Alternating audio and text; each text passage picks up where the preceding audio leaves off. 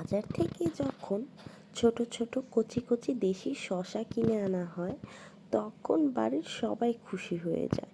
কারণ আমরা আবার শসাটা খেতে ভীষণ পছন্দ করি, সেটা সালাদ হিসেবে হোক বা রান্না হিসেবে। তাছাড়া শসা কিন্তু খালি পেটে খেলে চর্বি কাটে, আর স্কিনের জন্য রূপচর্চা হিসেবে অনেক ভালো কাজ করে। এটা কিন্তু কম বেশি সবাই জেনে থাকে, যেটা একটা পারফেক্ট একটা সবজি।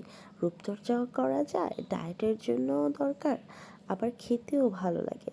তো আজকে কচি শসার সাথে একটু বড় সাইজেরও কিছু শসা নিয়ে এসেছিল। তো অনেক দিন যাবত শসার তরকারি খাওয়া হয় না, আজকে আবার ছোট চিংড়ি দিয়ে শসার তরকারি খেতে ইচ্ছে করেছিল, তাই তরকারি রান্না করে ফেললাম। আর এদিক দিয়ে আজকে যেহেতু সকাল সকালে উঠেছি, তাই ভাবলাম সকাল সকাল নাস্তাটা করেই ফেলি, ক্ষুধা লেগেছিল তাই একটু নাস্তা করে নিলাম। আর এই তো এখানে বড় অনেকগুলো মাছের পিস